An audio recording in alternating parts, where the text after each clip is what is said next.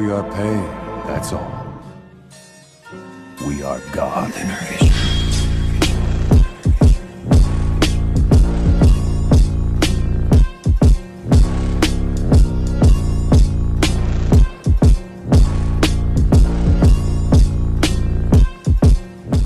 Hey guys!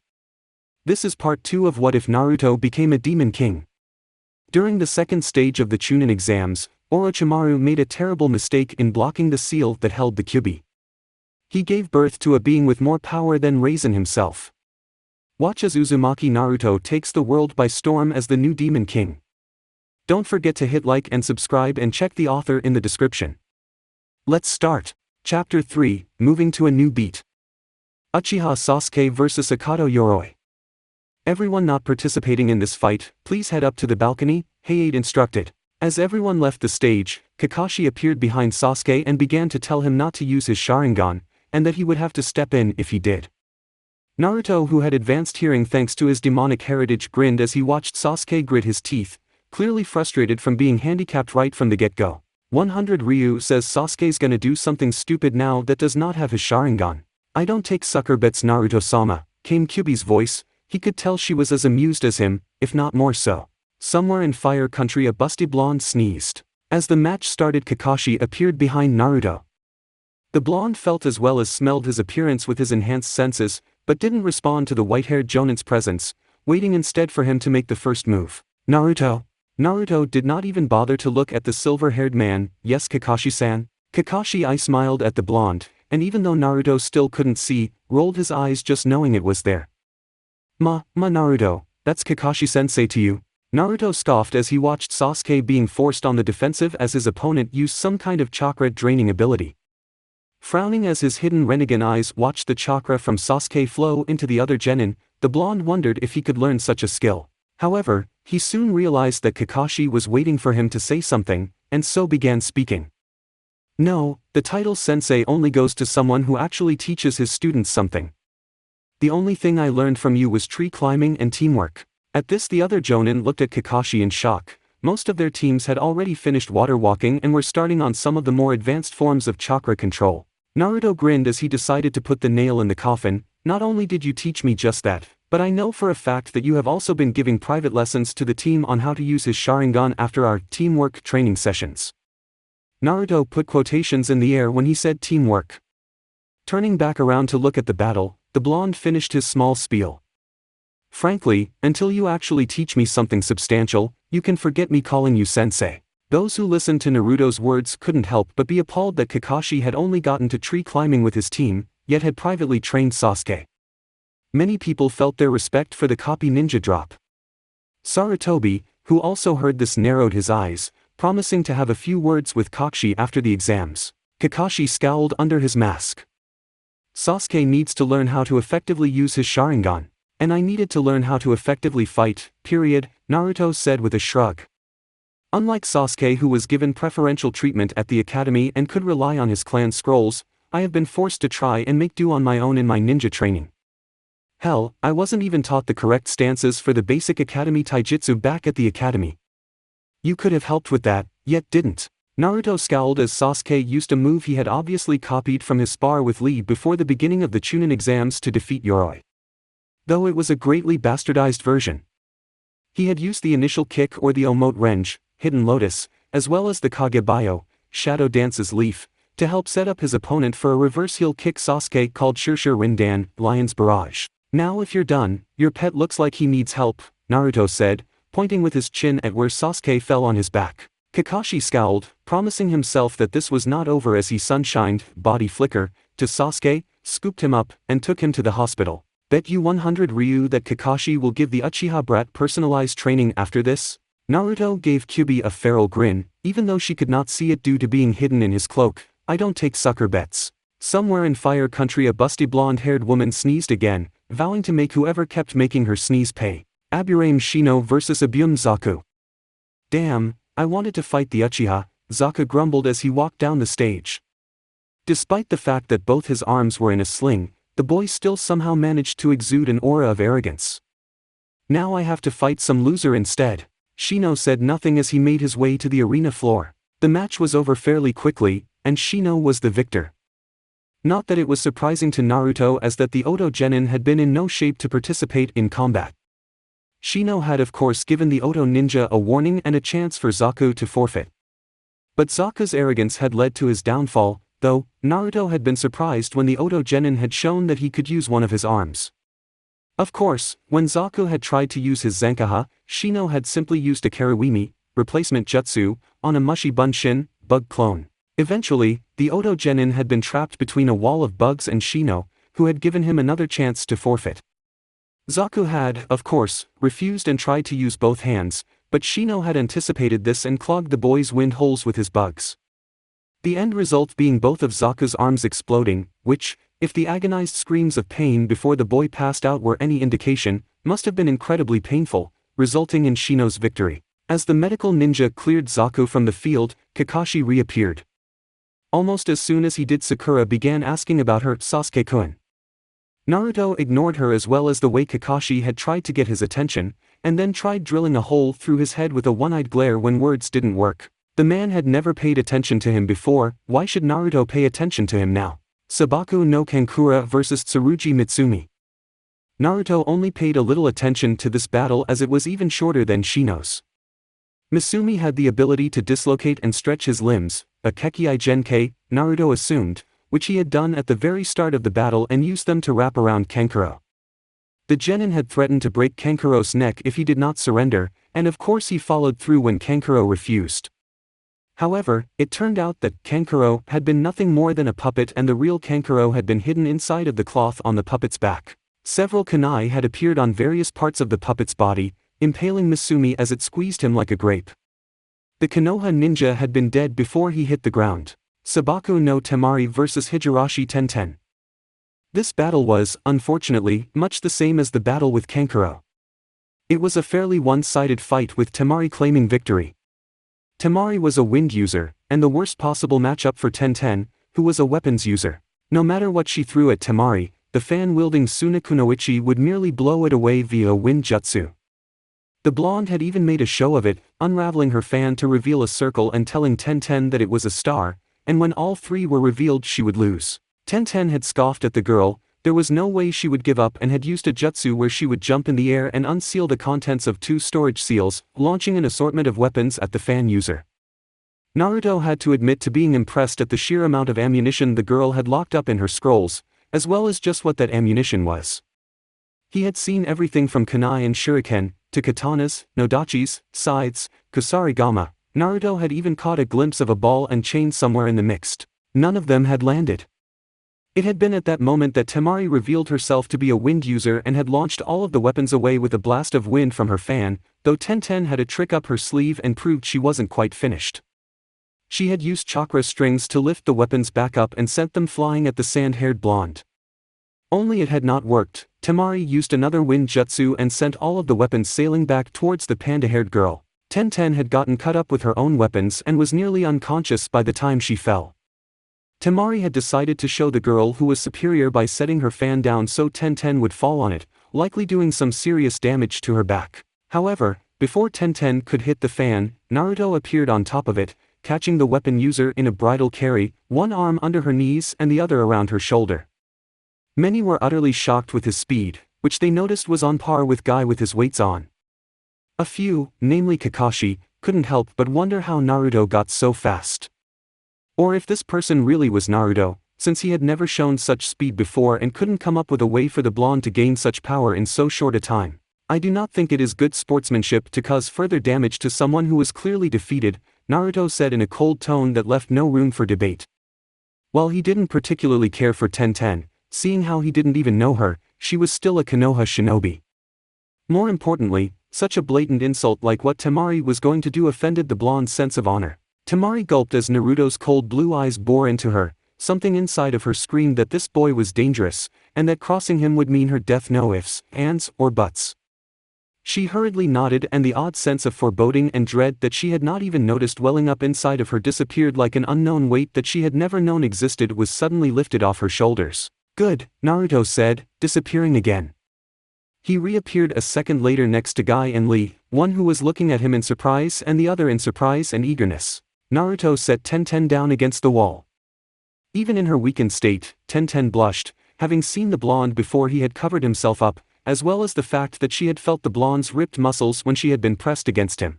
Seeing that TenTen didn't have any permanent damage done to her, Naruto stood up, giving a nod of acknowledgement to Guy, before he once again used his speed to appear before a shocked Kakashi. "Guy-sensei," Lee said with tears in his eyes after Naruto left, "that Genin is so youthful, caring for our teammate like that." "You are right, Lee," Guy proclaimed as he got in his nice guy pose, complete with thumbs up and glittering teeth.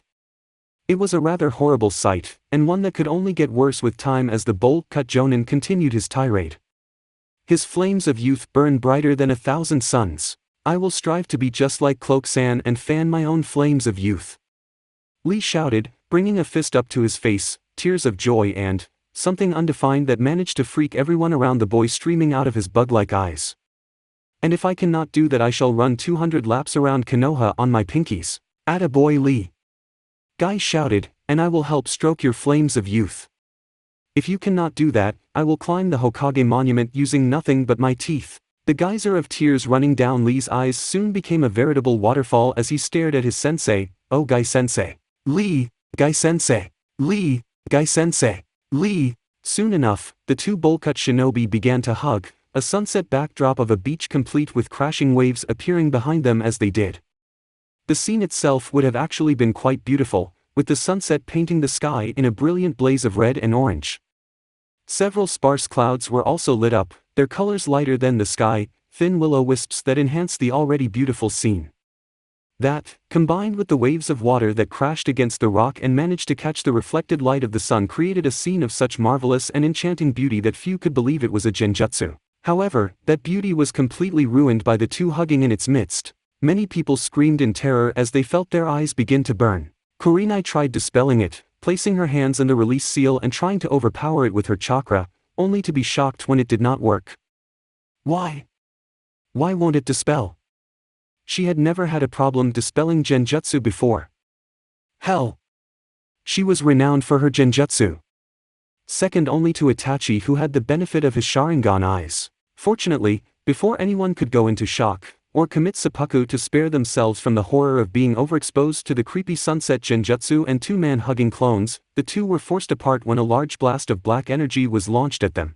Everyone turned and stared wide-eyed at Naruto, whose index finger was still smoking from the energy attack, glared at the pair with barely concealed rage. "I have absolutely no problems with you guys doing that on your own time, but if I am present, I suggest you cease such a disturbing ritual, lest I make sure this next shot doesn't miss." As if to prove his point, a black ball of energy appeared on the tip of his finger. "Do I make myself clear?" Naruto shouted in a tone that basically said, "Obey me or die," receiving two fearful nods from the self-proclaimed green beasts of Konoha. Naruto smirked under his mask as the energy dissipated. It was then he noticed everyone staring at him. "What the hell are you people looking at?" Naruto said. Everyone hurriedly looked away. Naruto smirked and nodded in satisfaction. What was that power, wondered Sarutobi, along with nearly everyone else in the room. That was not Kyuubi's chakra, if anything it felt stronger, which shouldn't have been possible. I'm really going to have to speak with him after this. I wonder what that attack was. Kakashi asked himself, maybe I can get him to teach it to Sasuke. Mom was right, Sakura said to herself, Naruto Baka is a monster. Uzumaki Naruto, Gaara thought, why is mother afraid of you? Most thoughts that everyone else had were of a similar nature, though they varied from person to person. Naruto was more or less oblivious to these thoughts as he stared at the screen, waiting for the next match to begin. Yamanaka Ino vs Haruno Sakura. This was the most disappointing battle that Naruto had seen. The two girls had only used a mixture of basic academy jutsu and strategy that Irika had taught them. Even worse, half of their time was spent talking about how they would win the heart of their Sasuke-kun. Surprisingly enough, the battle ended in Ino's victory, after she had managed to trap Sakura with her Shintention and forced the girl to give up. It was a disappointed Sakura and an ecstatic Ino that walked up to join everyone else. Man Kakashi, your student's battle was pathetic, Asuma muttered as he took a drag of his exaggerate. Didn't you teach that girl anything? Even though Ino trained less than everyone else on his squad, which was saying something considering he had a slacker and a boy who cared more about eating than training, he had still taught her some things. Kakashi scowled behind his mask, but didn't bother to reply as the next match started. Tsuchi-kin vs Nara Shikamaru. Aw man, what a drag, Shikamaru groaned as he made his way downstairs. Why do I have to face a woman? So you think that this is gonna be easy because I'm a woman? Kin questioned in an angry tone, already standing in the arena. Despite Shikamaru being some distance away, it was clear she had heard him perfectly. I didn't say that, troublesome woman, Shikamaru muttered in a lazy tone, making it obvious that he did not want to be there. At first Naruto did not pay much attention to the match, he had not thought there would be much to it. However, as the match continued, the blonde shinobi became more engrossed in it as he saw that Shikamaru, despite not being very strong, was an excellent strategist. The shadow using genin played a defensive role mostly, allowing Kin to show off and explain her technique with such meticulous detail that made the blonde rolled his eyes. Why the hell someone would actually let someone know how an attack works was beyond him. Weren't ninjas supposed to be sneaky? Kin had launched several senbon at Shikamaru for most of the match. Somewhere along the line she had launched 2 senbon with bells attached to them, and used chakra strings so she could use their special ability. The bells had cast a genjutsu on Shikamaru, making him see more than one Kin. However, Kin had forgotten something crucial after that. The shadow under the wires had been far too large for wires that were so as thin as the ones she was using.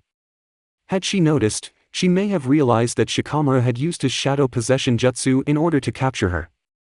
After that, all it took for the shadow user to win was a bluff and some shuriken, playing a game of chicken as he flipped back and she did the same, hitting her head against the wall. Uzumaki Naruto vs Inuzuka Kiba. Alright.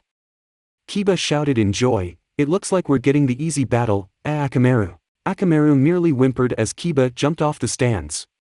While the boy had obviously not been paying attention to the past few minutes, or hadn't just disregarded how fast Naruto had been and the ball of energy he unleashed.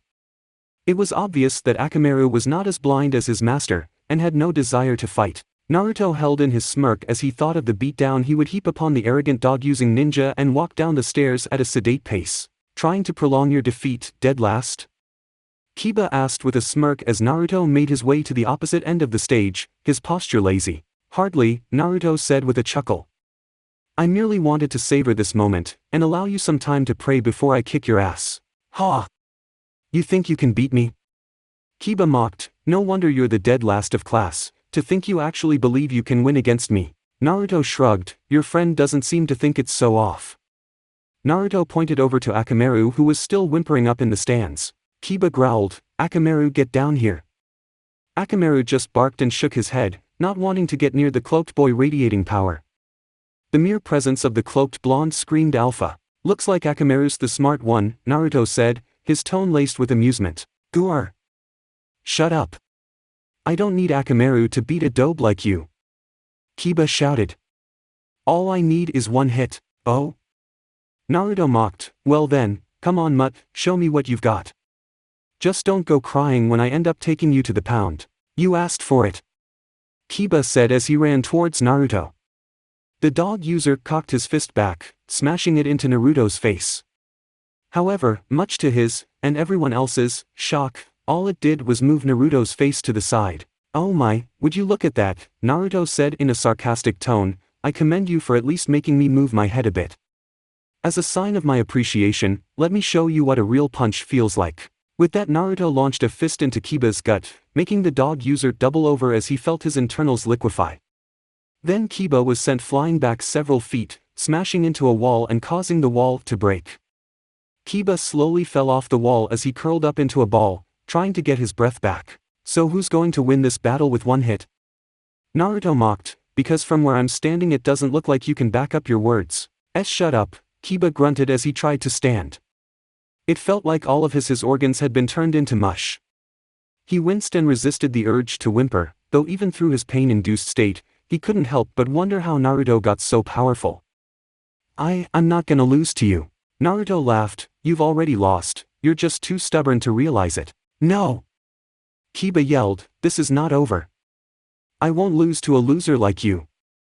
Naruto was actually impressed when the dog user managed to push himself to his feet, though, from the way his legs were shaking, it looked like he was nearing his limit. Using the last of his strength, Kiba jumped in the air and began to spin, Tsuga, piercing fawn. Naruto watched as the spinning drill-like form of Kiba flew towards him with a lazy eye. As Kiba closed in, Naruto reared back his fist. Launching it just as Kiba got in range, Naruto's fist smashed against Kiba's head. For a moment time seemed to stand still. Then, it irrevocably moved forward as Kiba was launched away. He ended up not just hitting the statue on the platform where the Hokage was, but was also blasted right through it. Kiba came to a stop on the other side as he hit one of the stairs. Everyone's eyes widened as they stared at the scene, many thoughts going through people's minds. What the hell? Temari wondered, shock clearly written upon her face. Her eyes looked like they might just roll out of her sockets, they were so wide. Isn't this supposed to be that idiot who had worn that ugly orange jumpsuit? When did he get so strong? When did he get new clothes for that matter? He beat Kiba like it was nothing, Kurenai thought in shock. How could the dead last of his class completely decimate one of the stronger students at the academy? She replayed the battle, which was less of a battle and more of a one-way slaughter, over and over again in her head, trying to figure out just what had happened. In the end, she came up with nothing. And Naruto-kun, what happened to you? Hinata asked herself. Truth be told, she was slightly afraid of this Naruto. While the blonde had always been loud and confident, he had never been this violent before. Worse still, he seemed to be enjoying it. You were never like this before. My Kakai are weary of Naruto, he is radiating chakra like a furnace, Shino thought. They are frightened. I will have to be careful if I end up fighting him. The power of that punch was even stronger than Lee's, Neji analyzed, yet there was no chakra put into that punch whatsoever. Man, Naruto's getting really troublesome, Shikamaru thought to himself, what a drag. What the hell is with this kid? Kankuro wondered. During the first stage this guy was nothing more than a loud-mouthed idiot, and 5 days later he's smashing people through statues with a single punch. Naruto was oblivious to all the thoughts running through everyone's head as he looked at Hayate. Proctor-san, I believe you should call the match. Right, Hayate blinked. The winner of this match is Uzumaki Naruto. Naruto nodded as he went back up the stairs, not paying any attention to the looks he was receiving as he made his way over to his previous spot and leaned against the railing, not a care in the world. Rock Lee vs. Sabaka no Gaara. Yes!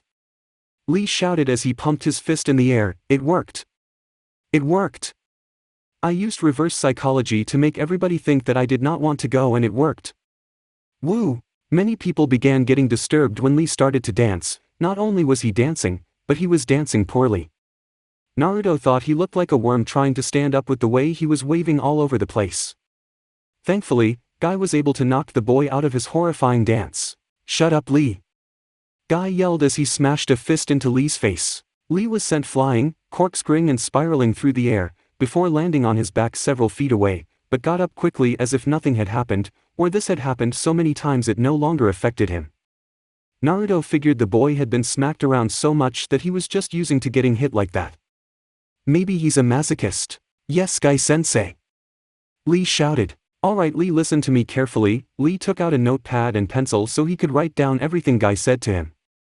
Guy leaned in close. Watch out for that gourd on his back, there's something creepy about it. Everyone who heard Guy face faulted. Everyone except Lee, who looked at Guy as if he had just said the single most brilliant thing in the world.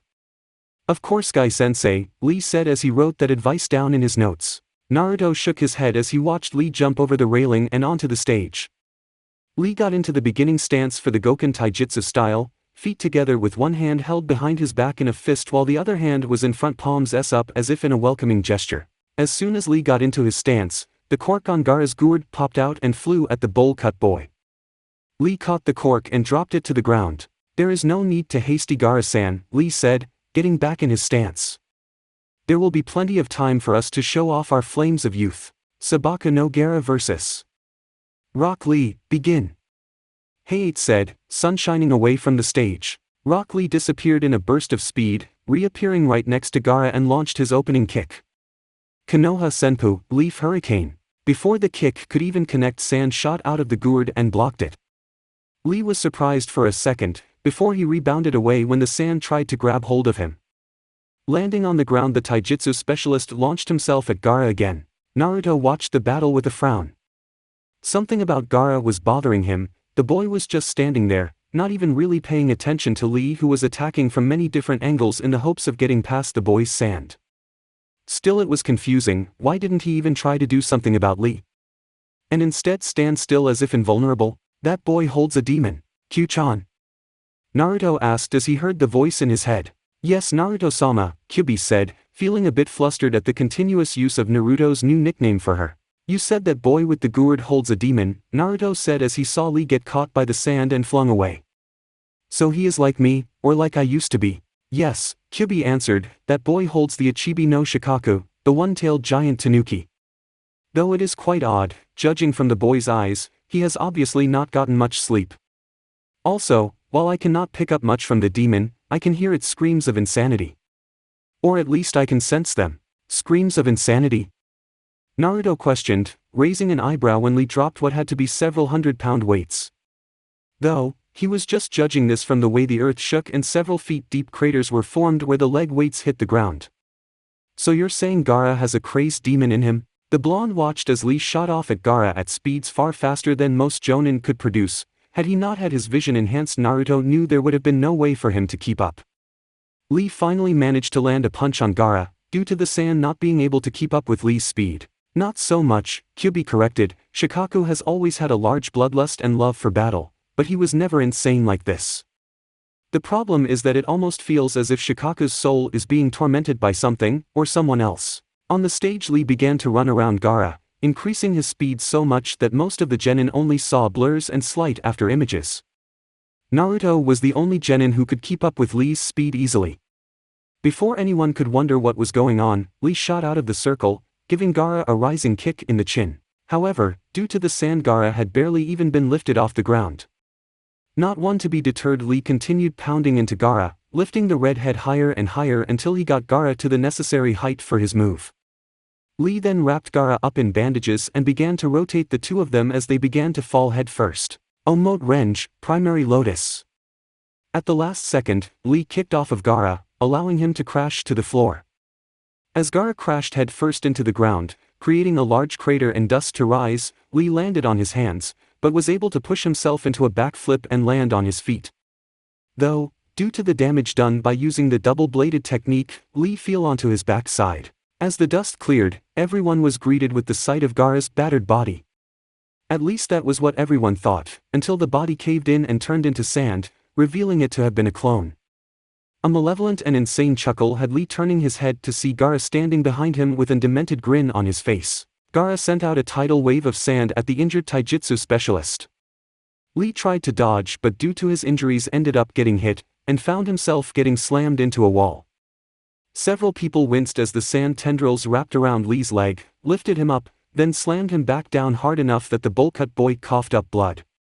This continued for quite a while, with Gaara finding more and more things to smack Lee again. The other boy began to look so battered many people were sure he would lose. However, Lee had one last trick up his sleeve. It took some work, but with a swift application of his strength via using his free foot to kick at the sand, he managed to break the connection. As he fell to the floor, Lee flipped around, landing on his feet and crossing his arms into an X position soon after. Kaimon, Kai, first gate, gate of life, open. Lee shouted, before a massive surge of chakra was released from the boy's body as his skin began to turn red. Kyumon, Kai, gate of healing, open. Even more chakra poured out of Lee. All of the previous wounds he had suffered began healing at an extreme rate. Naruto was actually impressed, while it was nowhere near his Kyuubi-induced healing, and couldn't even compare to his regeneration abilities now. It was still impressive for a human. How many gates can he open? Asked Kakashi, looking startled at seeing a genin capable of such a powerful and dangerous kenjutsu. 5, said Guy, his voice proud. Are you insane? Teaching a genin such a powerful kenjutsu? I don't expect you to understand, Kakashi, said Guy. Given that you refuse to train 2 of your students, it's obvious you wouldn't know what it means to help your genin achieve their dreams. So I won't bother talking about it. At being rebuffed by Mato Guy of all people, Kakashi growled and left within a sunshin. Not wanting to be around others anymore. Simon, Kai, gate of life, open. As the output of Lee's chakra surged even more, the bowl-cut-haired boy's skin began turning red. Shaman, Kai, gate of pain, open. Veins began popping out of Lee's body. Naruto was able to see that the veins were actually his chakra coils thanks to his Rinnegan. While he could not see the chakra coils themselves, he could see the chakra coming off of the boy. It was more concentrated along the veins. Lee shot off the ground with such force that the tile shattered under the pressure. Gaara didn't even have time to blink as Lee smashed a fist into his face. Gaara went flying back and Lee appeared behind him, using another rising kick to launch the sand user into the air. Then he did the same thing, this time sending Gaara to the ground with a heel drop. On and on it went, with Lee playing pinball with Gaara as he launched the boy from one side of the room to the other, moving so fast that only a few of the people in the room were even able to follow. Naruto frowned, even he was beginning to have trouble keeping up with the boy now. That was unacceptable. I will need to train my speed when I get out of here, he decided. No human should be faster than me, hell, I'm not going to let a demon be faster than me, so I won't allow some mere ninjen to be. Don't worry, Naruto-sama, Kyuubi reassured her master. I will help you increase your speed, along with everything else. Ah! Naruto gushed over the seal. You're so sweet, Kyu-chan. Maybe I should give you a reward for such dedication to your master. While he could not see Kyuubi's blush, thanks to her fur being red and her being hidden inside his cloak, he could feel the heat she was radiating. Just thinking of how embarrassed she was made him grin. Finally, Lee launched Gaara back towards the ground, stopping the sand user's momentum a bit when he wrapped his bandages around the Tsunagenin. This is end. Tamen, Kai, gate of limit, open. The two went spinning once again, only far faster than before. It had gotten to the point where the air around them had gotten so displaced that the two looked like they were in a tornado. You are a range, reverse lotus. The two crashed into the ground. Thankfully, Lee managed to push off and land safely, though he was too injured to even move anymore. All he could do was lie on his back, panting heavily as his droopy eyes looked over to where Gaara had crashed. Everyone wondered if the odd boy with the bowl-cut hair had won. Both Temari and Kankuro were gaping at the scene. No one had ever hurt Gaara before, and this kid with the freaky eyebrows had just slammed their little brother into the ground, and that was after using him as a pinball. They both wondered if Gaara had finally met his match, while everyone else were already under the assumption that Gaara had lost. However, the participants, proctors and Jonin-sensei soon realized the red-haired genin was not defeated as the smoke cleared and they saw Gaara lying on his side, his sand under him from having it catch his fall. Gaara lifted up his right hand, making the sand shoot forward to grab onto Lee, in order to kill the person who had actually hurt him. Before the sand could get even 5 feet from Lee, Naruto appeared in front of it, his hands in front of him as if commanding the sand to stop. Shinra Tensei, Naruto whispered so no one else could hear him. It was the only move he knew for the Renegan, having received it from a dream while he slept. He wasn't very good with the technique, having only practiced it once, but he was good enough for what he intended to do. The sand was blown back as Naruto used to reverse the gravity around him to reject the sand. Everyone stared wide-eyed, both at the speed with which Naruto got there, and at the fact that Naruto had seemingly just stopped the sand with nothing but spreading out his hands. Hinata and Neji were the only ones who knew he had used some kind of jutsu, due to their Byakugan. It looks like he sent his chakra out in a push, as if he was using some form of repulsion to shove the sand away, Neji analyzed. It was an odd technique, something he had never seen, and the fact that it used no hand seals was troubling.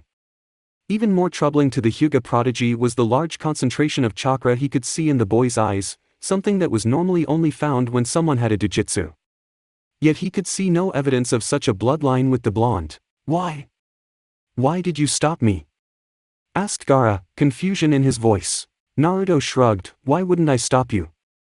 Lee gave it his all and fought well. It would be a shame for you to kill or cripple him and not even allow me the chance to fight him in combat. Guy appeared next to Naruto and placed a hand on his shoulder. Thank you for helping Lee. Had something happened to my precious student? It's alright Guy-san, Naruto said with a shrug. Like I said, it would be a shame if he got killed or crippled after such a magnificent battle. Winner Gaara.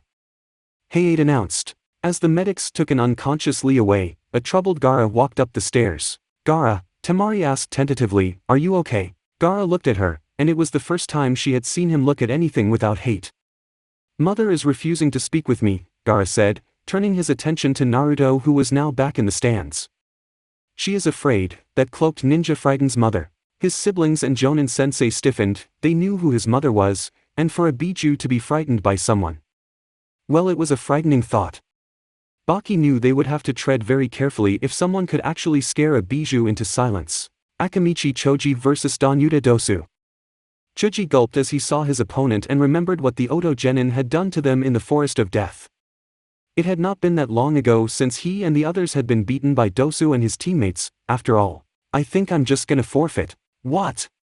Ino yelled as she turned on Choji, hands on her hips and a glare on her face. It was the look of a girl who was not pleased.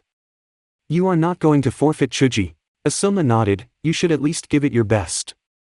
When Choji still looked unsure, Asuma decided to add some incentive. I'll take you to your favorite barbecue. That seemed to get Choji fired up as he jumped down from the stand, looking like he was ready to take on the world.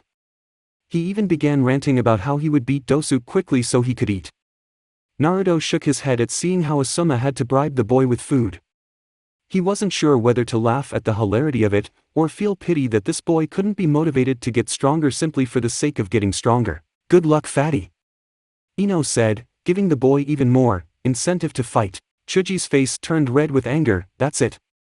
First I'm gonna get this guy, then I'm coming for you, Ino. Dosu just ignored the Choji until the match started. This one, like several others, was fairly fast. Choji had used his expansion jutsu to turn into a large ball, and tried to roll over Dosu. However, the man had merely hopped out of the way, allowing the large genin to crash into a wall. After that, all it took was a tap from his melody arm and Choji was out like a light. Hinata Hyuga vs. Neji Hyuga. Naruto narrowed his eyes at the pairing. He knew Hinata from his class, though he would confess to not knowing her very well. She had always been a weird one, blushing a beet red and passing out the few times he'd tried to talk to her. However, he knew next to nothing about Neji, other than that he looked like someone with a stick shoved further up his ass than Sasuke. There was also the stench of hatred coming off of Neji, who was watching the younger Hyuga child with a glare that looked like it could kill someone. Naruto had no clue what was going on there, but his gut was telling him trouble was brewing. Hinata paled as she walked down the stairs and stood across from Neji. Hinata-sama, Neji said with a sneer, you should just give up. You cannot win against me, fate has decided that you will lose this battle. You are too kind-hearted and weak. You will always be weak, and nothing you can do will change that. You should give up. Hinata looked like she was about to cry, but before anything else could happen, Naruto started to chuckle. That chuckle soon turned into outright laughing as the blonde held his gut. Everyone looked at him with raised eyebrows, while Neji turned his sneer onto Naruto. Ha ha ha. Oh Kami haha, this is fucking rich, ha ha ha, listening to you talking about fate like it was some kind of all-controlling entity. Naruto's laughing increased as Negi's face turned red with fury. To Naruto it just made him look constipated, and that just made him laugh harder. Ha ha ha. So I guess that makes you fate's little bitch, huh? Man, you're so fucking pathetic, blaming your hardships on fate because you don't have the balls to face life head on. You're no warrior, just some little pussy with a chip on his shoulder. Neji grit his teeth in frustration as he listened to Naruto insult him. How dare this no-name loser insult him? He was the prodigy of the Hyuga clan. He would have said something to shut the cloaked genin up, but he noticed Hinata looking at him with more confidence than he had ever seen in her. So I see you're still going to fight, Neji stated, a sneer coming onto his face. That's right, Hinata got into a stance. Prepare yourself, Neji and I-san. Neji just smiled as he got into a stance. He had wanted to show Hinata her inferiority anyways. The fight soon began and despite Hinata's best efforts, Naruto knew she would lose, as did many of the other jonin. Still she fought with a ferocity that no one had ever seen in the underconfident girl. It made her decision to fight all the more worth it. The battle basically ended when Hinata hit Neji thinking she had won, only for the Hyuga prodigy to show her that he had been cutting off her tenketsu points, making her Juken strikes useless. Despite this, Hinata still fought on, even though she knew it was a futile effort. In the end, Hinata was hit with a Juken strike to the chest, sending her sprawling onto the ground. Proctor-san, call the match, Neji said as he turned around and began walking off the stage. Hey Neji-chan, Naruto called in a sing-song voice, you might want to turn around. Neji did, about to insult the other genin, when he noticed, much to his shock, that Hinata was struggling to stand again. A small conversation ensued after that. It was low enough that most could not hear it. Only Naruto with his enhanced hearing could make it out. Hinata telling Neji that he was the one suffering because of the clan, not her. The girl's words consequently sent him into a rage, and he ran at Hinata, intent on ending her life. Like with Lee, before he could make it even 5 feet, and before the genin and jonin knew what was happening, Naruto appeared in front of Neji. Grabbing the Hyuga prodigy by the throat and lifting him up, while 2 other Narutos appeared on either side, kunai aimed at his vital points. You know it's not nice to try and kill your own family, Neji-chan, Naruto said. Though he spoke in a sing-song voice, the blonde was anything but happy. Once again, it wasn't that he actually cared about the girl Neji was fighting, since all he knew of her was that she was extremely shy and introverted. It was that Hinata was the Hyuga prodigy's family, and for someone who was an orphan like Naruto, family should be protected and loved above all else. Neji tried to reply, but Naruto was cutting off his air circulation. He tried to juke Naruto, but the other genin merely swatted his hands away with impunity each time.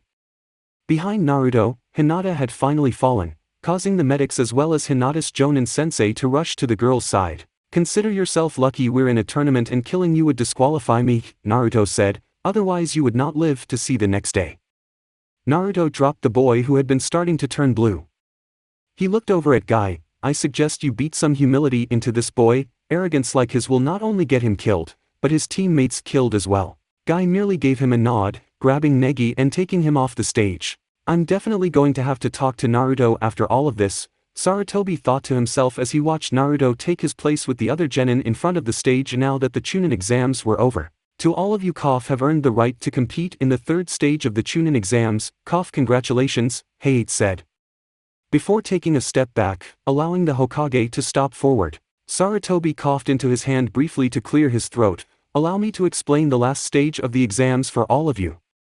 As I said before, it was at this point that Naruto started to tune the man out. Kami, you know I really do love Ajisen and all, but he has this really cryptic way of speaking that pisses me off. And he's more long-winded than Iruka-sensei. It's just how old people are, Naruto-sama, Kyuubi said placatingly. My father was the same way before I became the Kyuubi. That reminds me, how did you become the Kyuubi exactly? Naruto asked. I'm not sure, to be honest, Kyuubi said, not having a problem with telling her new master what she knew. As I said, I was hit with a very powerful chakra. It must have been around 700-800 years ago. I ended up blacking out, and when I woke up I had 9 tails instead of 3. After that, my father named me clan head and gave me the title of Kyuubi. So Kyuubi is just a title then? Asked Naruto. It is both my title and my name, Kyuubi said. Naruto frowned. Then what were you called before you became the Kyuubi? Kyuubi? Naruto asked when the vixen was silent. It doesn't matter, Kyuubi said eventually, it's no longer my name. Naruto could hear some bitterness in her voice and decided to back off with his questions. Instead he turned his attention back to Sarutobi. Now I would like to dismiss all of you, but there is one more matter we must attend to. Sarutobi said as Anko stepped forward with a box in her hand.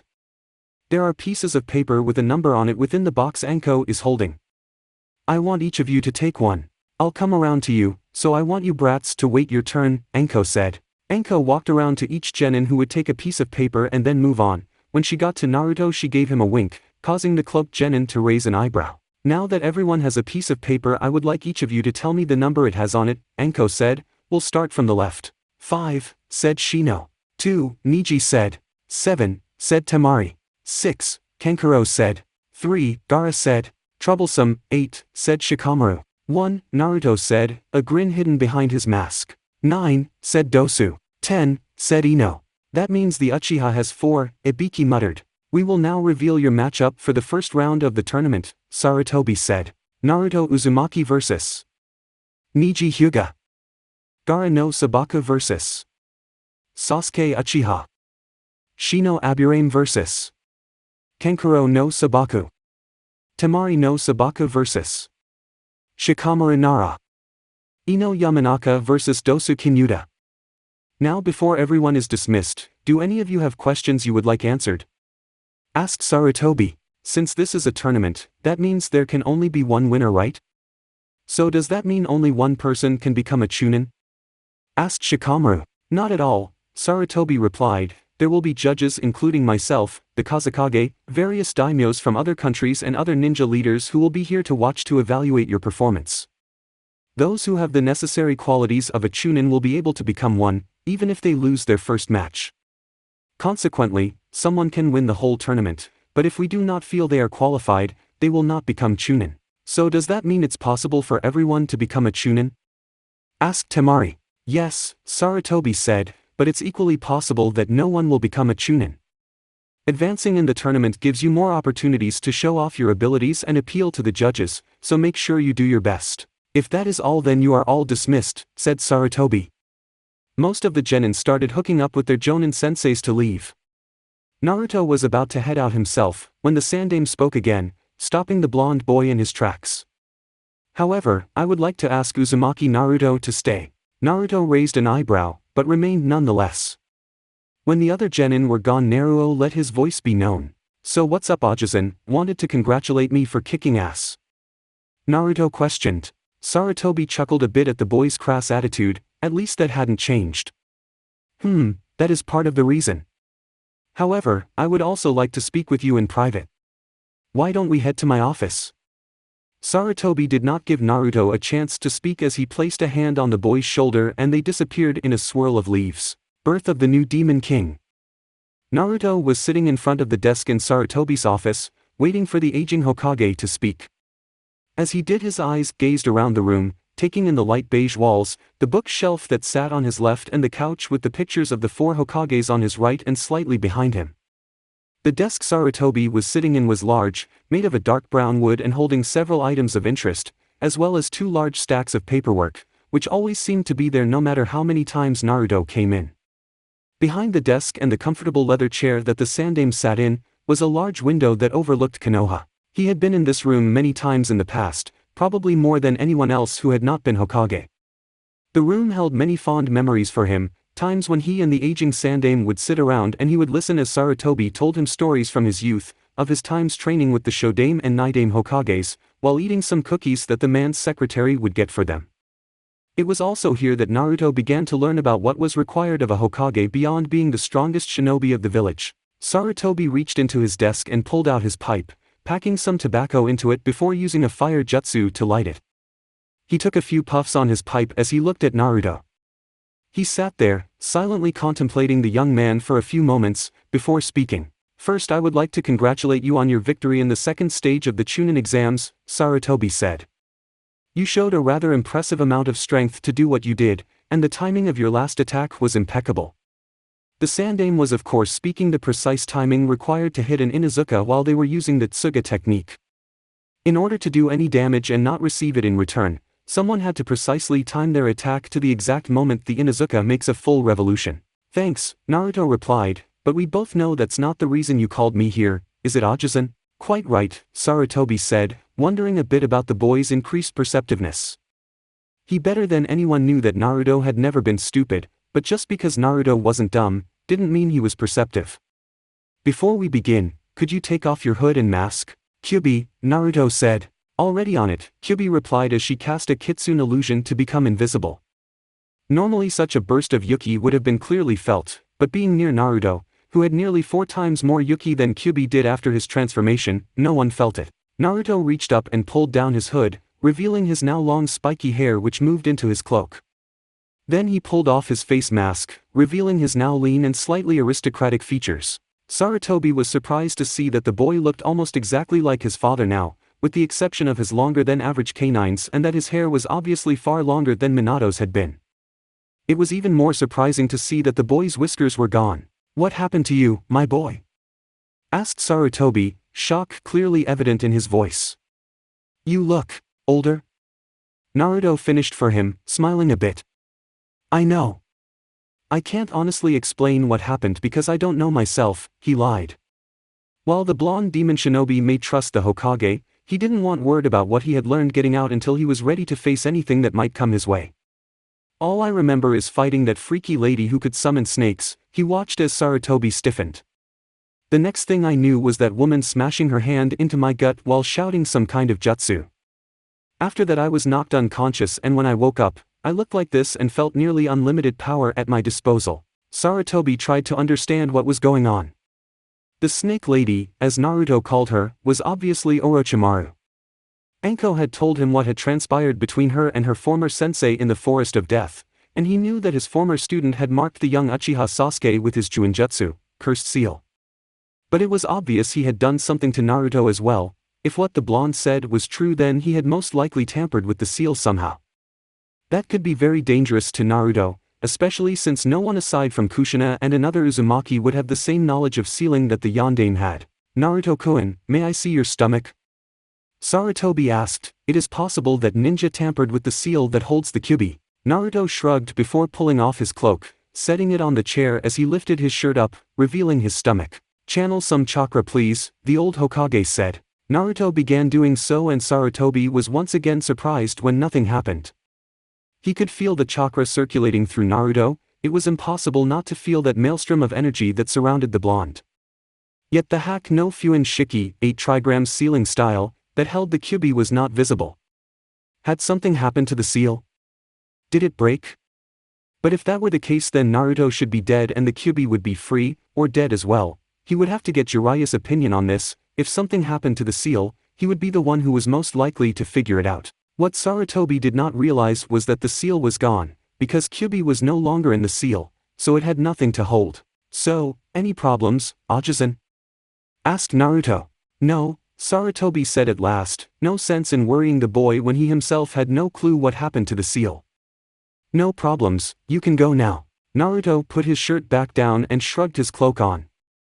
I should probably tell you I'm not going to be in Konoha this month, Naruto said. I have some ideas for some new jutsu, but all of them are fairly destructive. So I'm going to be heading outside of Konoha to train.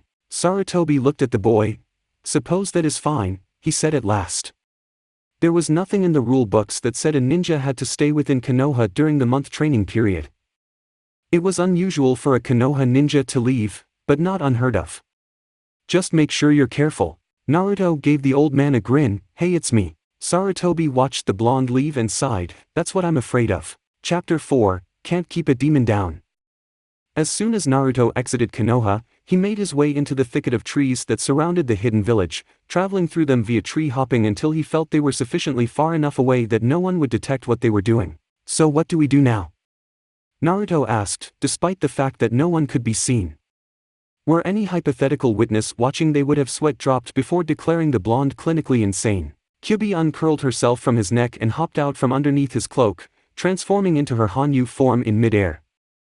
She landed on the ground and turned to Naruto. Well, I figured the first thing we need to do is get you accustomed to your new body and powers. To do that, we're going to go to the Cursed Plains in Makai. We'll get you some battle experience against some of the lesser demons. So how are we going to get to Makai? Asked Naruto with a raised eyebrow. While everyone had heard the many myths that surrounded the supposed underworld, a world in which demons roamed free and only the strongest survived. At least that was the information he had grown up on. No human had ever been to Makai, so no one actually knew anything about it. We'll perform the ritual to open a gate to Makai, Kyuubi replied matter-of-factly. The first thing we need is demon blood to draw out the seals needed to open the gate. After that, it's just a simple matter of summoning enough Yuki to open the gate. Naruto nodded and was about to take out a kunai when Kyuubi used her claws to cut into herself. Blood flowed from the wound that was quite deep. Despite that, the red-haired beauty didn't even flinch. Naruto, however, did. Hey! What are you doing? Naruto asked, shocked that she would so callously injure herself. Kyuubi looked at him and blinked in a confused fashion. I'm using my blood to write the ritual. Is that a problem, Naruto-sama? Well. Naruto watched as Kyuubi began writing a complex seal on the trees. I suppose not, I just thought we were going to use my blood. Don't be silly, Naruto-sama, Kyuubi said chidingly as she cut her palms again as they had already healed over, dipping her finger into her blood and writing some more. I am also a demon, so my blood will work just fine. Besides, I am your servant. It would be improper of me to let you use your blood, when I am perfectly capable of doing this myself. Kyuubi let out a squeak of surprise as a pair of arms wrapped around her from behind, pulling her against a well-muscled chest. She let out a shiver when she felt Naruto's breath into her ear. His breath was hot and the red-haired demoness could begin to feel herself melt into him. If the blonde kept this up, Kyuubi was sure it would only take a matter of seconds before she turned into a puddle of goo. You know that seal on your neck says otherwise, Naruto said. His voice was deeper than normal and carried a slight growl to it. Kyuubi was mortified when she let a moan escape her throat at the sound of his voice. Even worse, she could feel her sex getting wet and her love juices beginning to run down her thighs. And he was just talking to her. That is not the seal of a servant, Kyu-chan. Kyuubi's breath came out in pants as all of her demonic instincts were screaming at her to claim the male behind her. To rip off their clothes and let him mount her. To let him claim her as they rutted like kitsune in heat. She did her best to quell those treasonous thoughts, however, as she spoke, I am still your servant Naruto-sama. Even if this seal says otherwise, this the only way to repay you for my sins. Naruto sighed as he let go of her, his voice returning to normal. You know it's not your fault, Kyu. I don't particularly care that you were sealed into my mom, or that you had done your best to escape the seal. You just wanted freedom. Were our positions reversed, I have no doubt I would have been trying to break free as well. As for the rest, it doesn't really matter. It's not like you wished to destroy Konoha, I doubt its destruction was even important to you. That's kind of you to say, Naruto-sama, Kyuubi said, glad she was facing away from Naruto so that he would not see her tears of gratitude. She quickly raised her left hand to wipe them away, not wanting him to see her show of weakness. However, it is my fault, if I had been more cautious this would not have happened. Naruto frowned, he couldn't really understand why this woman was being so damn obstinate. If anyone should be angry and unforgiving at her, then it should be Naruto himself. Yet he didn't blame her for what happened, he knew she was involved in his parents' death, but he also knew while she may have been part of the problem, she had not been the catalyst for his parents' death. And really, how could he blame someone for attempting to be free? No sentient being wanted to be locked away. Even if he wanted to, Naruto found he couldn't blame the woman for what happened, so why couldn't she just accept that he didn't care and move on? He sighed. Shikamaru was right, women were troublesome. Having decided to just let her work, Kyuubi managed to finish the seals shortly after and began to channel her Yuki into them. A large black cloud filled with crackling red energy inside formed in front of the tree she was using. It reminded Naruto of the thunderclouds he had occasionally watched when Konoha had its rare storms. Only those were bluish-gray, with yellow lightning. Not black with red lightning. The cloud began to take shape, shifting and hardening until it looked like a mirror with swirling red energy trapped inside. Follow me, Naruto-sama, Kyuubi said as she walked towards the mirror. As her body touched the hard-looking surface, a ripple spread out across it, making the surface look more like a liquid than a solid. Naruto watched as Kyuubi disappeared inside of the mirror and shrugged. A few moments later he walked through the mirror himself, not concerned about what he may find on the other side. Birth of the new Demon King. What do you mean you let him leave the village? A disgruntled Jiraiya practically yelled at the top of his lungs as he paced Sarutobi's office. Jiraiya was a tall man with waist-length, spiky white hair usually tied back into a ponytail, with two shoulder-length bangs that framed both sides of his face. He also had red lines that ran down from his eyes and wore a horned forehead protector with the kanji 4 oil. The only other physical feature worth noting, aside from his tall and imposing physique, was the single wart on the right side of his nose. Unlike most ninja, Jiraiya's clothing consisted of a green short shirt kimono and matching pants, under which he wore mesh armor that showed out of the sleeves and legs of his outfit. His outfit was completed with hand guards, a simple black belt, traditional Japanese geta, wooden sandals, a red cloak with two simple yellow circles, and a large scroll that was tied to ninja wire around his left shoulder and rested securely on his back. Sarutobi gave his most loyal student a flat look. I mean exactly what I said. Naruto has left Konoha to train in his new Kekkei Genkei, he will likely not be back until it's time for the Chunin exams. I meant why did you let him leave? Jiraiya asked in an annoyed tone. How am I supposed to train Naruto if he's not even here? It had not been long since Jiraiya had come here looking for Naruto. After 2 weeks of waiting for the boy to just apparently show up at his feet, the white-haired man had come to Sarutobi, asking where Minato's brat was. The man had obviously not been happy by Sarutobi's explanation. Not that the old man cared in the least. If anything, Jiraiya was to blame for the mess he was in. Sarutobi shrugged, perhaps if you had met with him before now this wouldn't have happened. Don't try to guilt-trip me, Sarutobi-sensei, Jiraiya said, looking disgruntled at the older man's words. I have too many duties that keep me away from the village, you know that. My spy network is important, there are too many dangers out there that we are only aware of because of my network, I couldn't leave it unattended. I am not saying what you did was wrong, the aging Hokage said, placating his student. He took a puff of his pipe and blew out a ring of smoke.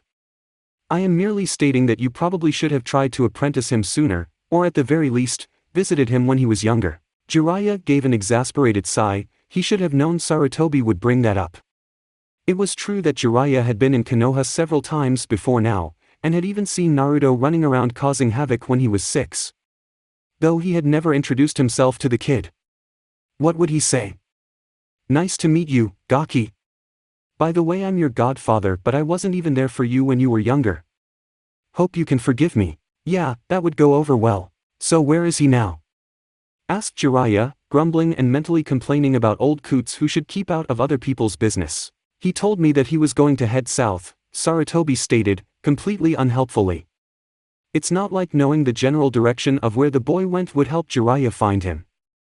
I do not know anything else other than that. Damn it, Jiraiya mumbled. You only have yourself to blame for this, Jiraiya-kun, the old Hokage chided. Jiraiya glared at Sarutobi as he left, deciding to spend some time researching in order to cool down. He would begin searching for the blonde after he had some time to think. Birth of the new Demon King. Naruto looked around with a blank expression. The cursed plains looked in many ways exactly how Naruto thought it would look. The ground was desolate with no life to be seen for miles. There were several large cracks around the surface. The sky was a blood red, and as Naruto looked off in the distance he could see a large mountain range and several forests that looked as dead as the plain he was in. There was no signs of life for miles around. So how are we going to find some demons to fight? Asked Naruto. We will just walk around the plain until some demons come to us, Kyuubi answered as she began walking. It didn't look like she had any destination in mind. Lower levels demons won't appear until after you step into their territory, so we'll walk around the plain until we find them. That sounds kind of boring, Naruto said as he ran to catch up to her. Are you complaining, Naruto-sama? Kyuubi said as a dangerous gleam crossed her eyes. It was a look that all females gained when annoyed, something they knew how to do instinctively. Even a civilian woman could gain that look, and it was enough to freeze any man in his tracks, all-powerful demon or not. Nope, no complaining, Naruto said hurriedly, instinctively recognizing that look as a bad look. It brought all of his preservation instincts, honed from generation to generation of males who had suffered that look. Good, Kyuubi chirped as the look faded from her eyes. So, what exactly are you going to be teaching me? Asked Naruto, after having not found any demons for nearly 15 minutes. Well, to start, I'll teach you how to use your Yuki to create a physical attack, Kyuubi answered. Physical? Naruto mumbled, you mean like shape manipulation? It is similar, but that is a human's version of manipulation, Kyuubi said derisively. It was clear that she did not hold humanity or their abilities in high regard.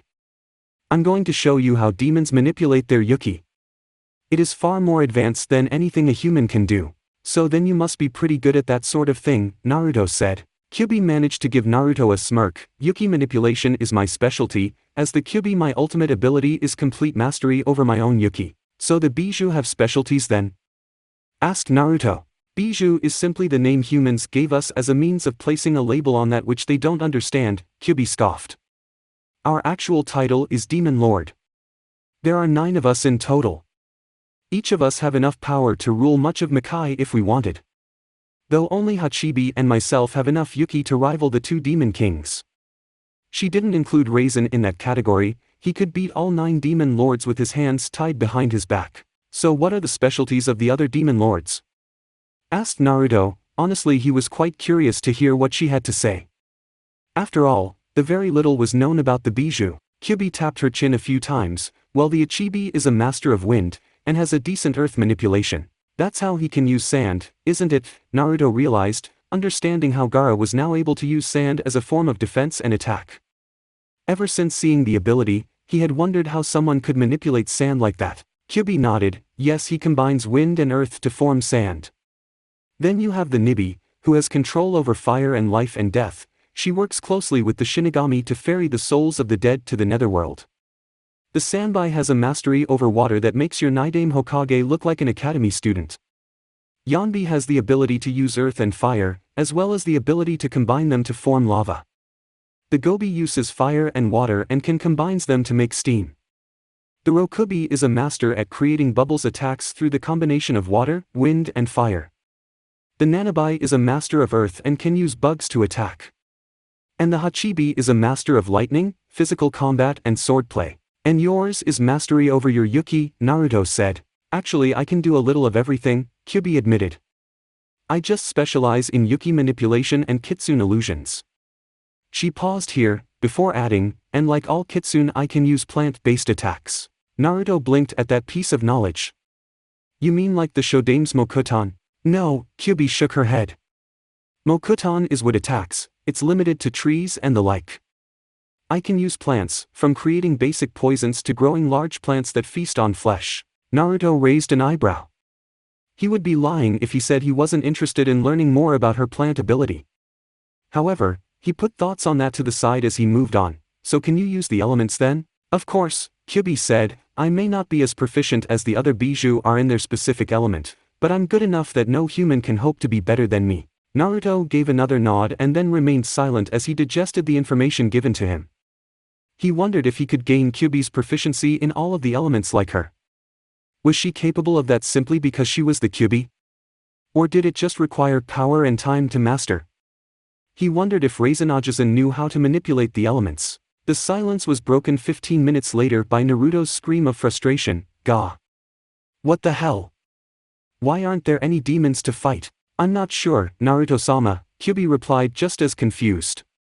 She looked around at the desolate plain, as if expecting a demon to pop up at any moment. There are always demons running around these plains, that we haven't run into any is odd. The only reason we wouldn't is if. Kyuubi's eyes widened as she realized what was wrong, and resisted the urge to smack herself. Naruto-sama, the reason we haven't run into any demons is because they're afraid of you, Kyuubi said. Afraid of me? Naruto asked in confusion before he scowled. If they're afraid of me, then what's the point of even bothering to fight them? Simple, I should be able to teach you some of the basic techniques by using them as target practice, Kyuubi stated, as if her reasoning should be obvious. It's best to learn your powers in a controlled environment. If we were to seek out the stronger opponents, it could be dangerous without a decent grasp of your power. Naruto sighed, knowing she had a point. So then how do we get them to come out? You need to learn how to mask your presence, Kyuubi answered as if it was the simplest answer in the world. No demon, even a lower-ranking one that acts purely on instinct, will fight against a demon that has enough yuki to crush both the current demon kings at the same time with ease. So how do I mask my presence? Asked Naruto. It's a fairly easy ability. You must think of your yuki as a ball within the center of your chest. That is your core. When you find your core, your task is to make it smaller by compressing it. Sit down, I shall help you in this endeavor. The next hour was spent with Naruto compressing his yuki to what Kyuubi said was an acceptable level. She would eventually work on his control until he could mask himself perfectly, but that would take a long time, and right now she wanted him to focus on his combat techniques more than stealth. It seemed to work, as 5 minutes later the two were forced to jump out of the way when several demons shot out from the ground. Blades, Kyuubi said as she and Naruto landed on the ground, eyeing the reptilian demons. The things looked like some kind of miniature dragons, or giant lizards. They were all wearing gladiator armor, had armor-colored claws and shields on their left arms. They like to travel underground and attack you then. So long as you're fast enough to dodge their first attack, you should be fine. Whatever, Naruto said as the 6 creatures dug back underground and came at him. A smirk made its way on his face. Let's rock. Birth of the new Demon King. So how'd I do? Asked Naruto as he did some stretches after killing off the last demon. Kyuubi stood on the sidelines to see how well he fought. The blades didn't actually provide much of a challenge, but they were good enough that Kyuubi had been able to study her new master's fighting style. Truthfully, Naruto-sama, you suck. Naruto face faulted. Getting up, he rubbed his nose and glared at his companion. What? Why? Kyuubi tapped a finger against her chin as a thoughtful look crossed her face. Well, let's see. Your taijutsu is awful. You don't even seem to have any kind of style when it comes to fighting. It's like you just do whatever the hell pops up in your head.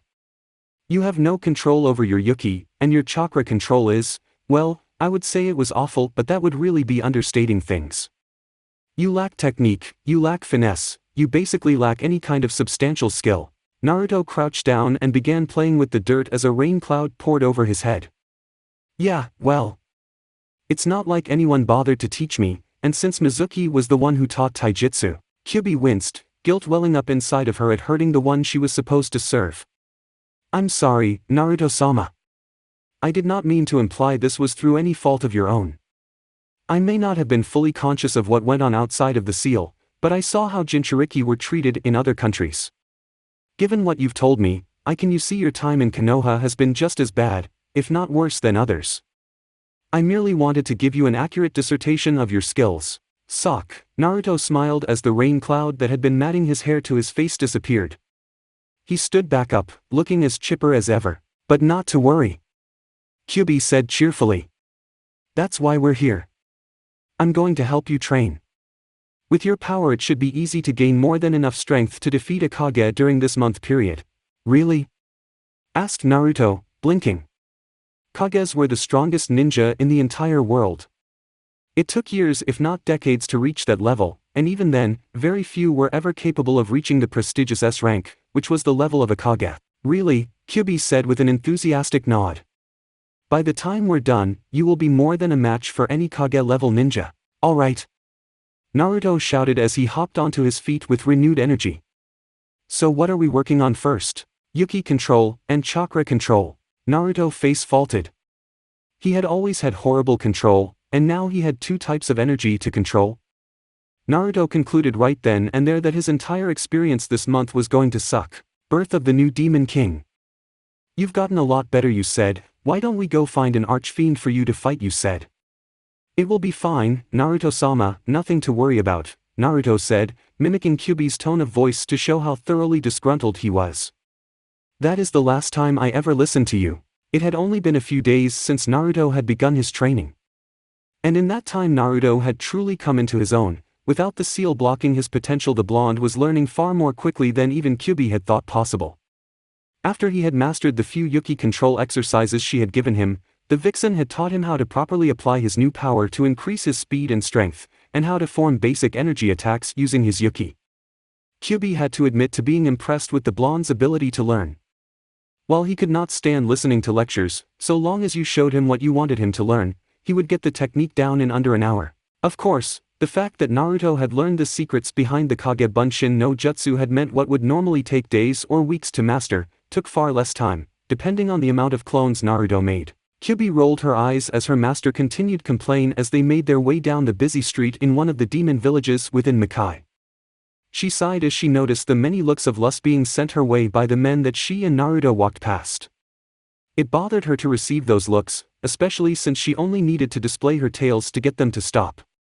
However, it had been decided by her, and seconded by Naruto, that she should hide them so that rumor of her continued existence didn't get out to the two demon kings. That still didn't mean she wasn't annoyed. Even worse for her were the looks her master was getting.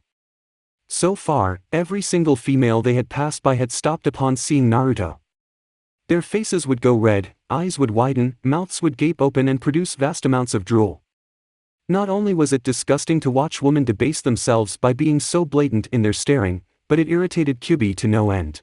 None of these girls were even worthy of looking at her master. Getting her mind back on track, Kyuubi rolled her eyes, and when Naruto paused for breath asked, "You weren't injured, Naruto-sama, why are you complaining?" "It's not a matter of getting hurt," Naruto said in an annoyed tone. "Those clothes were some of the only pair I had, now they're gone," he gestured to himself.